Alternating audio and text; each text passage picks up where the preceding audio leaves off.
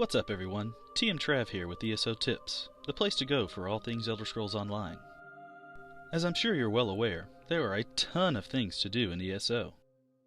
From solo questing, to dungeons and trials, to PvP, to whatever this is, the vastness of the game can be overwhelming at times. So today I'm going to try to provide some direction by going over 5 things that you should prioritize every day when you log in. For new and experienced players alike, but especially when you're first starting out, these everyday actions are great ways to gain experience, earn gold, and improve your overall ESO experience. Before we get started, don't forget to subscribe to my channel and click that bell to receive notifications when new videos are released.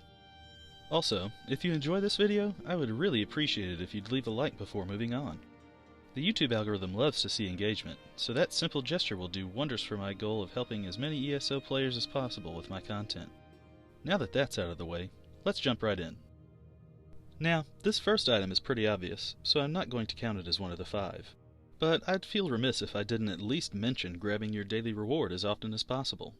You can sometimes get pretty great swag just for logging in on a daily basis. For example, this month's Day 21 reward is 100k gold, which is a nice chunk of change for most players. Yes, I know, I've already missed a few days this month. Life happens, so don't beat yourself up if you don't get the bonus every day. Okay, now let's move on to the real meat and potatoes of this list. Number 1, and for many reasons probably the most important thing you can start doing right away as a new player, is crafting writs. Daily writs are a great way to earn gold, improve your crafting skill lines, and gain valuable improvement materials, all of which will play a role in just about any goal you have in the game. Additionally, once you get to the maximum tier of crafting writs, that is, when you unlock the max level of each crafting skill and apply the requisite skill points, you'll sometimes receive master writs as rewards for completing those max tier normal writ quests. Master writs can be completed in exchange for writ vouchers, which can then be used to purchase some pretty awesome items. Let me know down in the comments if you'd like me to do a deep dive into master writs in a future video.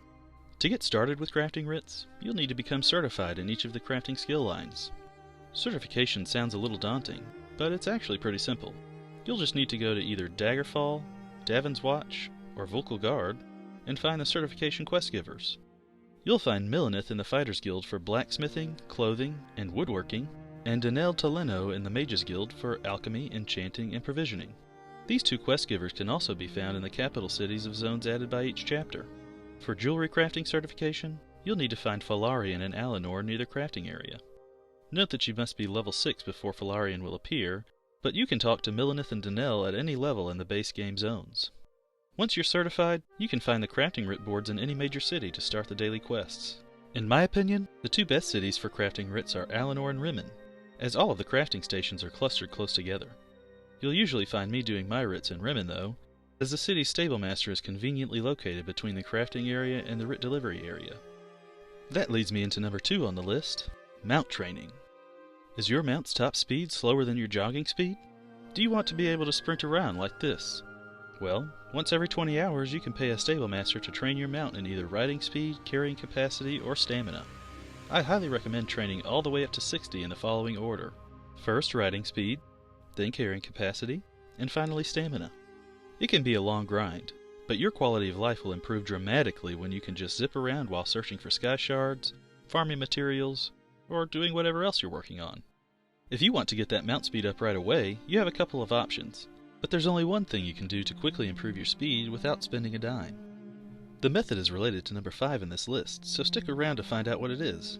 A couple of things to note are that riding speed training applies no matter which mount you're using on that character, and you don't have to be on your mount for the increased carrying capacity to kick in. Also keep in mind that mount training is character specific, so always remember to get your training done early and often when you make new characters. For our 3rd spot, you always want to make sure you have as many crafting trait research timers going as possible.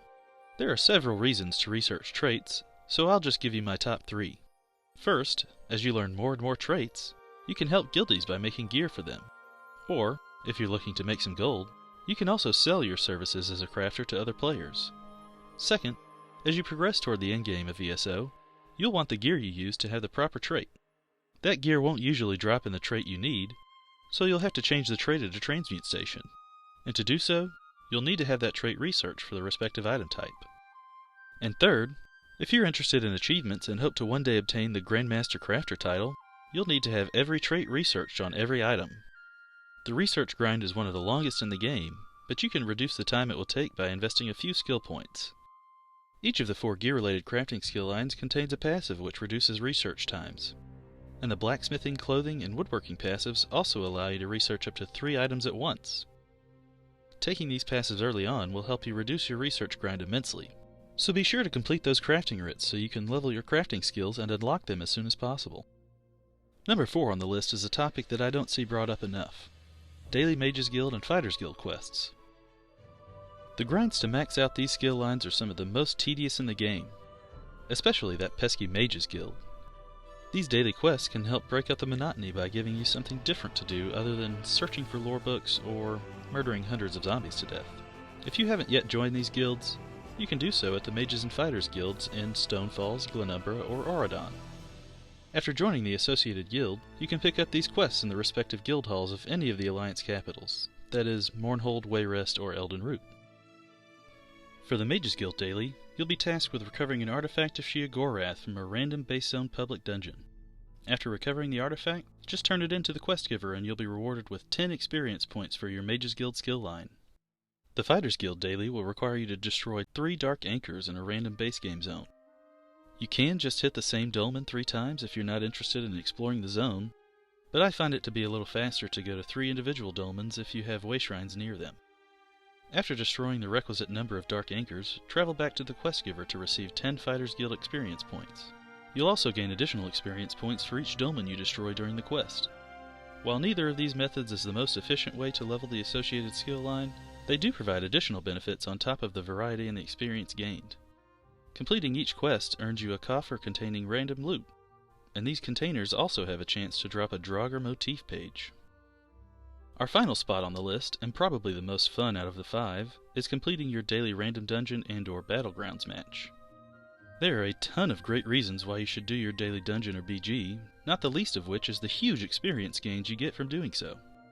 Additionally, you get several other rewards from these activities such as gold and/or alliance points, gear, and those all too valuable transmute crystals. You can even sometimes obtain achievements, mementos, and emotes just through random dungeons and BGs. For example, I got these emotes from a few Battlegrounds reward boxes. As I mentioned earlier in the video, you can improve your mount speed through this 5th daily exercise as well. After reaching rank 3 in the Assault skill line, which is improved by participating in PvP activities like Battlegrounds, you can invest a skill point in the continuous attack passive, thereby increasing your mount speed by 30% at all times. Another reason for completing daily dungeons and BGs, although it might not apply to everyone, is that through doing so, you'll be teaching yourself the game's core mechanics, as well as the activity-specific mechanics of the particular dungeon or battleground you're in. Gradually, as you gain more and more reps, you'll become better and better at the game as a whole. That experience you build over time will help you enjoy ESO more than any of the other items on this list. So, what do you think about the activities I've listed? These are obviously not the only daily undertakings available in ESO, so did I leave something out that you do in-game every day? Let me know down in the comments. Well, that's it for this video. Shout out to BeastJerry22, the Brew Crew, and the Dynasty of Tamriel Guild. Also, huge shout out to all my subscribers. We've just hit the 50 subscriber mark, which is really exciting for me with the channel only being about 3 weeks old. I can't thank you all enough for the support. If you haven't subscribed yet, go ahead and click that button to keep up with my future ESO content and to help me reach my next goal of 100 subscribers. Finally, if you found this video helpful, don't forget to leave a like to get the algorithm's gears moving. Thanks for watching, and bye for now.